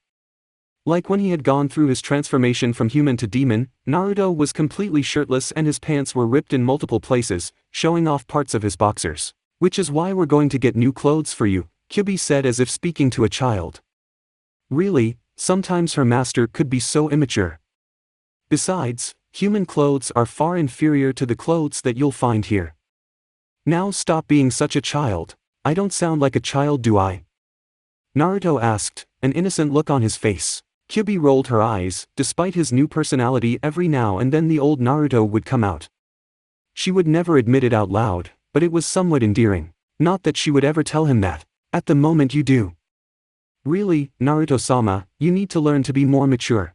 Naruto grinned, and before Kyuubi knew what was happening, he disappeared from where he was and reappeared behind her. A pair of arms wrapped themselves around her waist, pulling her flush against a well-defined chest and six-pack. Despite her best efforts, Kyuubi's face took on the same hue as her hair as blood rushed to her cheeks. "Now don't be like that, Kyu-chan," Naruto whispered in a husky voice, "I can be plenty mature. Perhaps you would like me to show you how mature I can be." Kyuubi shuddered and just barely managed to keep her arousal down so none of the demons near them could smell her musk. Even then, she could not stop herself from leaking a small amount of love juice that ran down her thighs. The combination of Naruto's musky scent filling her nose, his hard and well-muscled body pressing against her back, his voice a husky growl in her ear, his hot breath hitting said ear, and the absolutely dominating demonic aura that screamed alpha was nearly too much for the fox woman's libido. And Naruto. Sama, we should get you, your clothes, Kyuubi said, her voice haggard. It took a concerted effort of the most supreme willpower to rid herself of the lust her master's presence had caused. Taking a deep gulp of air, she removed his hands from around her waist. Stepping out of his hold, she began moving again, putting some distance between her and her master so she would not jump him in the streets. She could not give in to her temptations. Someone like her, who had made her master's life miserable, did not deserve to be with a person like Naruto. Getting herself back under control, Kyuubi began walking again. Come on, Naruto-sama, the store is just a short distance away. Naruto sighed as he followed Kyuubi. He was a little disappointed that she had turned him away again and could not understand her reasoning. He had been rather straightforward in his desire to be with her. Yet, no matter how many times he would flirt with her, compliment her, or use physical intimacy to fluster her, nothing ever happened. I don't get it, is there something about me that she does not find attractive? He shook his head of the thoughts as the two entered a shop. Naruto took a moment to look around. The shop itself looked like many of the ones in the human world. The floor was made of wooden tile, a redwood of some kind that he did not recognize but assumed that was because the material for construction came from Makai. The walls were a light gray and looked to be made of rock or some kind of sediment. Not that it mattered, since most of the wall was covered by what they had on display. Likewise, the ceiling was made of the same material, and had 2 fans and 4 light fixtures hanging from it. The only difference he could discern between human shops and this one was that, in the human realm, all the clothes that they were selling was displayed for the customers. Here, it seemed that the different kinds of fabric used to make the clothes were displayed. There were several dozen racks running the length of the walls with various materials hanging from them. Set up in 6-like rows in the middle of the store were cubbyholes containing more fabric. Curious, Naruto walked up to the wall and grabbed the first piece of fabric he saw, a thin red material of some kind. Rubbing it between his fingers, he was surprised by how sturdy it was, especially since it was also ridiculously soft to the touch, like a combination between silk and wool. Ignoring her master perusing some of the fabrics, Kyuubi walked up to the clerk, an old kitsune sitting behind the desk, poring over an old scroll. Hekasi-san! Kyuubi shouted in surprise as she sped up to the old kitsune clerk. Hearing his name called, the old-looking kitsune looked up with a startled expression, before gasping in surprise as he laid eyes on the red-haired beauty. Kyuubi-sama!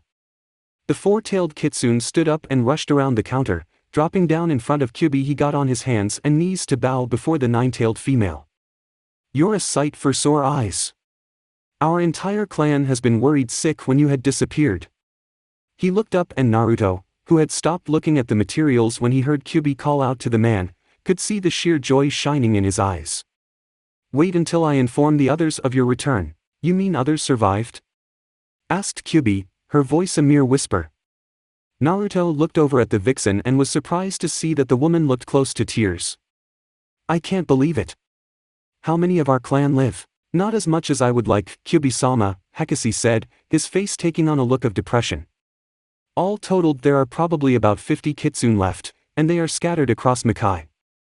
The only reason the demon kings have not hunted us is they deemed us not worth the effort after you disappeared. He perked up a second later, but with you back that can change. We can once again rise to greatness. Hey Kyuchan, who's the old guy? Asked Naruto. He had been patiently listening to their conversation, but he was getting annoyed at not being introduced. Hekasi's eyes widened before they narrowed and he growled at the blonde, how dare you disrespect Kyuubi-sama with such familiarity?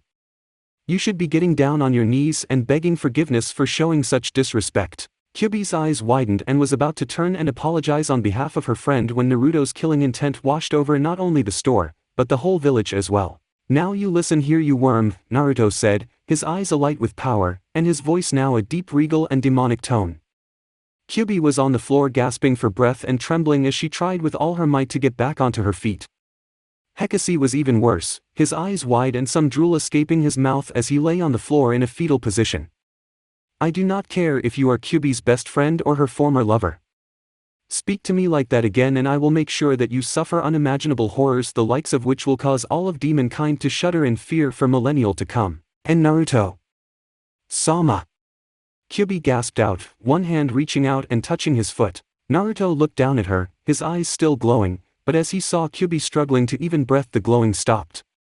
His eyes softened and grew concerned as his killing intent and power lessened, dwindling down until it was all gone. Naruto reached down and helped Kyuubi stand, wrapping one of his arms securely around her waist while he brought the other up to her head and began to run it through the trembling woman's hair. He pressed her head closer to his and nuzzled their cheeks together in a sign of affection. "Gomen," Naruto whispered, his voice laden with regret at the troubles his actions had caused. "I lost control for a moment there, I shouldn't have gotten so angry. Forgive me, please do not apologize, Naruto-sama," Kyuubi said, for once not resisting the intimate action. Indeed, where she might have pushed him away a few seconds ago, right now she cherished the feeling of being close to him like this. Especially after feeling his power and killing intent. She needed to reassure herself that this was still Naruto. "This was my fault, I should have let him know that you are of higher status than myself." Naruto's face left hers with a sigh. Kyuubi would always take the blame for something that was his fault, she had done it several times already. Naruto was not sure what it was about, but was surprised at how submissive and accommodating Kyuubi was. Of course, he knew that there was much about the woman that he didn't know. Hell, he hadn't even known she was a woman until they met. He tightened his grip when Kyuubi tried to pull away. "Don't, I can tell from how your legs are wobbling that standing on your own is out of the question." Kyuubi looked like she was about to start struggling again, but Naruto brought his other hand up to her cheek. The feel of his warm and calloused hand delicately touching her cheek brought an unusual amount of comfort, so much that Kyuubi didn't even notice when she started leaning into the hand. A thumb lightly ran across one of her whisker marks, causing her to suck in a breath. Opening her eyes, and wondering when she had closed them in the first place, Kyuubi noticed a pair of Rinnegan orbs staring back at her. The genjutsu must have dispelled when he released his power, she thought absently, before her mind was taken away from the small observation by the sound of Naruto's voice. "Despite what you say, this is my fault." Naruto let his thumb run along Kyuubi's cheek, caressing her whisker marks a bit more. Kyuubi blushed a bit as a low moan/purr escaped her throat. "If I have to, I will make it an order." Kyuubi sighed, knowing that with her master's stubborn nature he would. She wouldn't admit it, even to herself, but she was thankful for his compassionate nature. Demons rarely ever showed compassion, many even felt that it was a weakness. Even Raizen-sama had rarely ever showed compassion, though he had on rare occasion. "Very well. Naruto-sama," Kyuubi said. Naruto nodded before they turned to look at Hekase, who was just now coming out of his stupor. "Looks like we've got some explaining to do." Naruto muttered with a loud sigh. Kyuubi just nodded in agreement. Birth of the new Demon King. Naruto jumped back just as the Orangura smashed into the ground he had previously been on. Chunks of dirt were launched into the air as the large creature's fist struck the ground.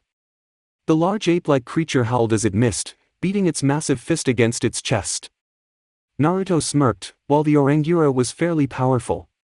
In fact, its power was easily on par with that of a B-rank demon. It was slow and stupid, which lowered its classification to that of a C rank. The blonde thrust out his hand, a giant black claw made of his yuki extending from it. The claw latched onto the giant ape, pinning its arms to its chest. With a roar worthy of any demon king, Naruto lifted the demon off its feet and flung it into the air. He watched as the creature flew higher and higher, waiting until the large ape reached the apex of its flight before striking, jumping up after it. Naruto created another claw and used the Orangura's weight and the world's gravity against it, throwing it back down to the earth. The creature was smashed into the ground, creating a large crater as dirt and gravel was kicked up. The ground under it cracked and large fissures spread out from the center of the creature's impact. From where Naruto was almost floating in the sky, the entire crater looked like a large spiderweb. Naruto landed on the ground just as the creature was getting back up. It moved on wobbly legs, looking for all the world like it had just gone 300 rounds with a world-class boxer and lost, badly. It took a while, but eventually, the beast managed to regain whatever wits it had. The blonde grinned as the beast let out a roar, ready for round 2, and charged at him, attempting to smash into him with its body. However, Naruto had no intention of letting the lumbering creature hit him and nimbly leapt out of the way, much to the ape's frustration. Soon the blonde demon began to play a game of weaving in between the creature's attacks, always making sure to stay out of the creature's reach. This seemed to make Ape Demon increasingly frustrated, and eventually, it seemed to lose whatever composure it had. The Oranguras let out a loud roar, its hands smashed into the ground hard enough that it managed to bury the two appendages several feet into the coarse earth. With a great heave, it lifted a large chunk of rocky gravel, then hurled it straight towards Naruto with the intent of having the earthen projectile smack into him. Naruto held out his hand. The appendage had taken on an L shape, with his middle, ring, and pinky fingers were curled as if making a fist, and his index finger was pointed at the ape demon with his thumb sticking up in the air. A small black ball of energy began forming on the tip of his finger, crackling and sparking with barely suppressed power. Bang! The energy ball tore into the chunk of earth, ripping it asunder and continuing on to the Orangura, blasting a chunk through it too. The giant ape roared, this time in pain as the demonic energy from Naruto not only tore a hole straight through its chest, but also began burning around at the edges. The hole hissed and steamed as layers of skin continued melting off the Orangura like someone had sprayed acid on the wound. Naruto knew the truth about what was happening. Kyuubi had informed him early on that Naruto's Yuki was poisonous to those who weren't strong enough to withstand it, and the blonde demon shinobi had used that to his advantage. Several of the times he had battled the demons on this plane he had merely killed them via poisoning their system with his power. Naruto used a quick shundo, the speed technique Kyuubi had taught to him, to appear on the creature's head with a loud boom, one hand pointed palm down at the large gorilla's head, the other holding onto the pointed hand's wrist. Boom! A large blast of black energy launched out of Naruto's hand, bathing the creature in its light, or lack thereof, as it were. In a few seconds the entire Orangura was obliterated, not even ashes of the creature were left. Naruto grinned as he put his hands in his pockets and made his way towards Kyuubi, who was overseeing the training his Kage Bunshin were doing. "So how was that?" asked Naruto, his voice changing from its regal demonic tone to a normal voice as his Yuki left his system. "Not bad," Kyuubi replied, a small smirk on her face as she stopped watching and helping the clones to face him. "You're a little cocky when you fight and tend to make a game out of it, but I suppose considering who you are it can't be helped." Naruto pouted, "Yeah well, when I fight an opponent who requires me to take them seriously I will." A sly grin crossed his face as he saddled up to Kyuubi, an arm snaking around her waist. "Besides, with all these awesome techniques and powers you're teaching me, I doubt there is any demon alive who could put up a decent fight." Kyuubi blushed a bit but quickly frowned and stepped out of Naruto's grasp. Naruto, frustrated from being snubbed so many times by now that he had lost count, barely managed to restrain his growl. "Why do you keep resisting, Kyuubi?" he asked. Despite his voice being calm, there was a hint of frustration. I don't know what you're talking about," Kyuubi replied, turning away so he couldn't see her face. This time Naruto did growl, "Don't give me that. You know very well what I'm talking about. Is there something wrong with me? Am I not attractive enough for you? Or do you not like me because I was once human?" "No!" Kyuubi shouted as she turned to him, her eyes wide in shock. "No," she repeated, her voice softer, "there's nothing wrong with you. Then what it is?" Naruto asked as he closed the distance between them. "Have I done something wrong? I know we haven't known each other that long." Naruto paused here. "Well, I guess you've known me for a while now, huh?" He stopped when he heard Kyuubi sob. He moved to comfort her but she quickly moved away, taking several steps from the blonde, before whirling on him. "That's just it," she said, tears leaking out of her eyes. "I've known you for a long time, longer than anyone else. I was sealed into you the moment you were born for Kami's sake. I know of almost everything that happened to you. She stifled another sob. "I watched as you went your entire life without anyone but a few people caring about you, and even they were only passing by, never staying long enough to truly help. I saw all the beatings you've ever gone through, like watching a movie. Every time you went to the hospital in critical condition I was there. I saw." She paused, unsure whether she should continue or not but plunged on anyway. "I saw when you tried to end it." Naruto stiffened. He was not surprised that she knew about his beatings. While they had been rare, only happening once in a blue moon, they had happened. Usually he would get beaten while running afoul of a drunken villager. He lived in the red light district so there were quite a few of them wandering around late at night. He had learned early on not to stay out after dark when he was younger. But to hear that she had seen him in his greatness moment of weakness was shocking, even though he knew it shouldn't have been. It had been when he was 6 years old. He had just started the academy and couldn't have been happier, since he felt he would finally get to prove to everyone just how awesome he was. Several people had not liked the thought of the demon getting stronger, and he had received his first true beating that day, the kind where he was sent to the hospital half dead and forced on life support for several days despite Kyuubi healing him. It had been after he had left the academy when it happened. The blonde had reached the red light district where a group of disgruntled villagers had been waiting. They had muffled him and taken him into an alley where they proceeded to beat the life out of him. He didn't know how long the beating had lasted, or even who had been doing the beating. Consciousness had faded in and out before the pain had become too much and he had passed out altogether. He hadn't known what happened after that, but did remember waking up in the hospital attached to a life support system. A month after that he had lost it, not being able to stand the glares, the new and harsher beatings when drunks caught him. Naruto had attempted to commit suicide. He had taken a kunai knife and slit his throat. Only for his throat to heal nearly instantaneously. He had tried his wrists and ended up getting the same thing. As a desperate last gamble, Naruto had pierced his heart. He was not sure how he had survived that. "It was you, wasn't it?" Naruto asked in a low voice. "You were the one who had kept me from dying that day." Kyuubi nodded her head.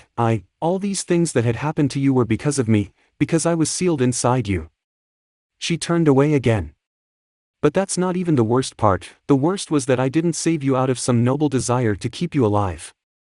I saved you so that you would suffer, so that I could get some form of revenge on you. Even though, like me, you had no choice in being my host. Someone like me, someone who has caused you so much pain and relished in it, doesn't deserve to have you." Naruto closed his eyes and sighed.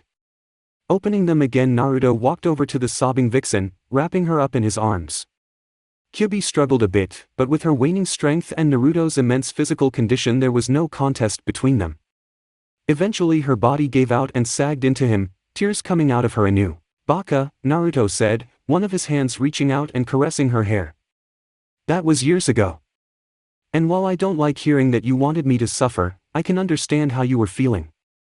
I can't say if I would have done the same or not, but who can unless they're placed in a similar situation? Everyone would like to say things like I would never do that and what a horrible thing to do, but in truth, no one could ever truly know how they'd react until they're put in a similar situation." What about before you met me?" Kyuubi asked with a slight hiccup. It was very odd seeing the most powerful of the 9 demon lords break down like this. Naruto may have only known her for a time, but he knew enough to know that crying like this would be seen as a sign of weakness, and one that Kyuubi herself was likely to scorn were anyone else doing so. He wondered if she would still cry for him if he were still human. Probably not. "Kyo, I didn't even know about you until 3 months ago," Naruto said in an amused voice.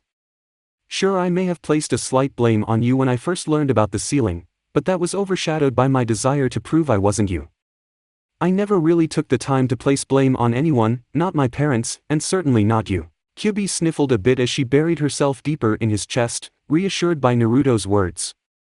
She still felt horrible, and in some ways, her master's forgiveness made her feel even worse.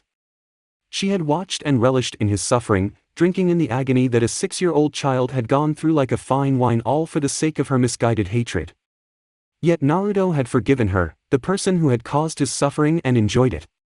His forgiveness of her just made her feel even more guilty. And yet, beyond that guilt, Kyuubi felt the stirrings of hope. That maybe, just maybe, if she helped Naruto and did all in her power to protect him, then she would be able to earn the forgiveness he had given her. Forgiveness that she didn't deserve. "What about the villagers?" she asked after several seconds of silence. Naruto chuckled. "I may not blame them for the sealing, after all there was nothing they could do about it one way or the other." Naruto sighed as he placed his chin on top of Kyuubi's head, letting it rest there as he continued. "That doesn't mean I don't blame them for how my life has been because of them. They abused an innocent child for crimes he did not commit, for something beyond his control. They didn't even take the time to get to know me, simply believing that I was a demon given human form." Naruto chuckled at the irony of that statement. In some ways, he guessed the villagers had been right. They had just mixed him up with the wrong demon. And while I'm not going to stoop to their level and go out of my way to make their lives miserable, I'm not going to put up with their crap anymore either. They want to try something with me, they better be prepared for the consequences and the pain of me breaking my foot off in their ass." Kyuubi gave a small giggle that was somewhat stifled by her face being buried in Naruto's well-developed pectorals. "That's good. I don't think I could have put up with another minute of that simpering and submissive attitude you used to have." "Ouch," Naruto said, mocking a wince. "You could have put that a little more nicely." He grinned. "In any case, I'm just glad I'm not an overly conscious bleeding heart like a certain vixen I know.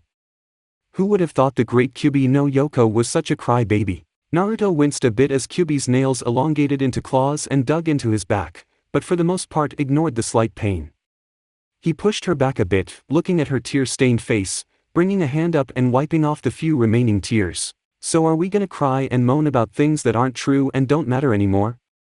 Naruto asked. Kyuubi shook her head and smiled. You'd better be careful with that attitude around me. Oh, a threat? Naruto said in mock fear before smirking. I'll take that as a yes. And in that case, we need some way to seal your promise not to cry about things you can't control. Kyuubi blinked at him and tilted her head curiously. What do you mean, MMH? Kyuubi was cut off as Naruto smashed his lips against hers. The redhead's eyes went wide for all of 1 second before they fluttered closed. Acting almost on instinct, Kyuubi pressed her lips against the blonde's even harder, eliciting a slight grunt from the blonde. One of her hands ended up going to the back of Naruto's neck while the other buried itself in his hair. Kyuubi moaned at the feeling of Naruto's lips against hers. They were surprisingly soft, not something she would have expected from the blonde. Soft and moist and in Kyuubi's humble opinion, perfect. Opening her mouth, the vixen allowed Naruto to slip his tongue in between her teeth and deepen the kiss. Kyuubi's tongue came out to meet his as they began to duel and danced around each other. Kyuubi's experience won out and Naruto let her explore the inside of his mouth. Her tongue ran over his teeth, feeling the increased length of his canines. It went to his roof, licked along his inner cheeks. The red-haired demoness left no part of the blonde's mouth unexplored. Eventually, Kyuubi's tongue retracted, allowing Naruto to the same to her. When breathing became a must, the two broke away. What was that for? Asked a completely dazed Kyuubi, her eyes half-lidded with lust. Naruto grinned at her expression. Why, we were sealing our promise, of course. You're not going to feel guilty about what happened to me anymore, remember? Kyuubi looked up at him with a cute expression of confusion on her face. She shook her head and gave a sly smile. I think we need to try again, just so I remember our promise more clearly. Naruto chuckled before leaning back down and capturing Kyuubi's lips again. Birth of the new Demon King. Loud explosions and the sound of battle filled one of the dead forests of Makai. The feeling of raw power emanating from the forest was enough to drive off even some of the bravest, or dumbest of demons. It was a very smart thing for them to do, all things considered. After all, getting in between a battle between the most powerful of the 9 demon lords and the heir and descendant of the greatest demon king to ever exist was not a wise move. Naruto grunted as he jumped away from another of Kyuubi's energy blasts, this one hitting close enough to sing his clothes. There was a slight pull on his yuki as they repaired themselves a moment later. He had never been so thankful that his clothes had the ability to repair themselves. Just thinking about the amount of money he would save from having to get new clothes each time he destroyed another pair, which he could feel was going to be a very frequent occurrence, was enough to make him smile. He would have to thank Hekase for them later. Looking up, Naruto saw another energy blast heading his way. He charged all the energy he could into one of his fists and, as the ball of red yuki got closer, smashed his fist into it. For a moment the ball of energy and Naruto's own power struggled in a battle for dominance. With a loud roar, Naruto shoved more power into his hand and pushed. The ball of yuki caved in where Naruto's fist was for a moment, before getting launched into the air. When it was several thousand meters high, Naruto sent an energy blast at it, creating a large explosion that could no doubt be seen for miles. The blonde had no time to celebrate, however, as Naruto's instincts began screaming at him. Acting on them, he jumped to the side just in time to dodge a giant claw of yuki. Creating his own yuki claw, Naruto grabbed onto the red claw of energy and yanked. He was rewarded when Kyuubi came flying out of the forest, head first and towards him. He jumped up to meet her, his fist already charged with yuki, the black energy making it impossible to see said appendage. Just as he brought his fist down, Kyuubi phased out of existence with nothing more than a sonic boom to signify her moving, having used the demon speed technique Shundo to get away. Naruto's fist ended up hitting a tree, destroying it and the 7 behind it, as well as creating a large trench in the ground. Landing on the ground, Naruto went into a roll, dodging the red beam of energy that Kyuubi shot from one of her tails. He had learned early on that Kyuubi's tails were actually the most dangerous part of her body. With them she could launch energy blasts anywhere she wanted, and was not limited by not being able to see where she sent them. That, and the fact that she had 9 of them, meant she could send a near-continuous stream of energy when she wanted to. Kipping up on the balls of his feet, Naruto spun around and held out his hand, palm pointed towards the sky. Several reddish-black discs appeared above his hand. They looked like a spinning hacksaw, with razor-sharp, jagged edges that looked like they would be incredibly painful if they cut into your flesh. Naruto placed his hand on the top one and began throwing them at Kyuubi, one after the other in quick succession. Before they could hit the red-haired vixen, Kyuubi began to weave her tails in a complex pattern as she charged them with yukai, creating an energy shield that caused the attacks to explode harmlessly in front of her. However, Naruto used the distraction it afforded him and shundoed right in front of her, his leg crackling with an ominous black glow as it descended on her. Kyuubi merely sidestepped the kick, using her arm and Yuki to redirect the blast away from her and knock Naruto off balance. Naruto stumbled and Kyuubi capitalized on his momentary weakness, smashing a Yuki-covered fist into his face. Naruto went flying backwards for nearly 100 feet, smashing through multiple trees before rolling to a stop just a few feet from a small lake. He blinked several times as he tried to get the spots out of his eyes, all the while wondering why his head was ringing. As he lay there panting, Kyuubi came up and leaned over him with a victorious smirk. "Yeah, go on, gloat as much as you can now," Naruto panted, trying his best to give her a glare. Considering how much his head hurt, it was less effective than it could have. "It would be a good idea to take what bragging rights you can before it's out of your reach." Kyuubi just shook her head, her smirk still in place. "Do you think I would be so cruel as to brag about how I kicked your ass 6 ways to Sunday?" Yes, I do," Naruto said with a grunt as he felt the last of his wounds and burns heal. Sitting up, the blonde shook his head to clear it. He could distinctly hear ringing in his ear. "Who would I brag to?" Kyuubi asked as she held out a hand to help Naruto up. "After all, until you have the strength to claim your throne, I'm basically sworn to secrecy."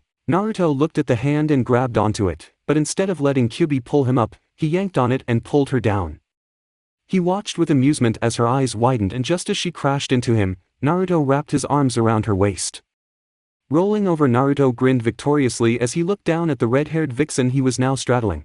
"I suppose that's true," Naruto mused, "though it will probably worse if you bragged after I took Raizen place." "Well then, I suppose you'll just have to convince me to stay quiet," Kyuubi replied in a purring voice. Naruto grinned and began to lean in when grog. Both Naruto and Kyuubi were forced to roll off each other and jump out of the way as several globs of acid splashed against where they had been laying. "Oi! Who the hell do you assholes think you are? I was just about to." Naruto trailed off and eyed the odd-looking creatures warily. The things were bent down on all fours and had a large pair of arms coming out of their backs. They had black leathery-looking skin covering most of their bodies except for a few parts that were red and showed off muscle, and their face, which was an off-white color. A few of them had masks on, and while Naruto was not sure, he had a hunch that they increased the creature's size since the ones with the mask were at least twice as large as the ones without. All in all, they were some of the ugliest things he had ever seen. There were 50 in all. "Nobodies," Kyuubi commented as she made eye contact with him. Naruto dodged another stream of acid before grabbing one of the creatures with a yuki claw and crushing it like it was made of clay. He tossed the corpse into several of the others, knocking them down with how hard he threw it. "Nobodies?" Naruto asked, curiosity in his tone. "Is that what these things are called?" Kyuubi nodded as one of the masked nobodies leapt at her. She jumped to the side, before shooting a red beam of yuki into it, destroying the mask along with most of its head. The beast continued sailing through the air in a slow arch, before hitting the ground a meter away and skidding for several more feet before coming to a stop. It was dead before it hit the ground. "Yep," Kyuubi answered, "no one could ever figure out a name for these things, so that's what we called them. They're fairly easy to kill, but can be annoying since they have the ability to suck out your demonic energy with a dance." "A dance?" Naruto nearly laughed as an image of these things starting to break dance came to his mind. It was honestly the stupidest thing he had ever seen and amused him to no end. Maybe he should keep one as a pet to amuse him. "Don't underestimate them," Kyuubi warned Naruto as her tails shot out, red yuki extending from them and impaling 4 of the nobodies. "They may not be hard to kill, but they are still annoying and persistent." Naruto grunted non-comically, "Yeah, I got ya." Naruto smirked as one of the creatures lunged at him. He dodged the side and grabbed its head, releasing an energy blast in one go that destroyed the entire creature. "Still, it shouldn't be too hard to kill them," Naruto said. "With the 2 of us it shouldn't take more than a few minutes at the most." Kyuubi caught Naruto's eye and smirked. "The one who destroys the most wins?" Naruto's grin said it all. "That's right, the wages are one of us spending the entire week devoting themselves to the other." "Ah, but I'm already devoted to you, Naruto-sama," Kyuubi said as she wiped out a few more with several swipes of her now clawed hands. Naruto hummed in thought, well then, how about I devote myself to you for a week if I lose, and you will have to wear a naughty maid outfit whenever we're at home. Kyuubi blushed at the thought of wearing something like that in front of her Naruto-sama. It sounded kinky, deal. Alright then, Naruto said as he really cut his energy loose, the black yokai exploding out of him. Let's rock. That's it for part 2. Thank you for watching and see you in the next video.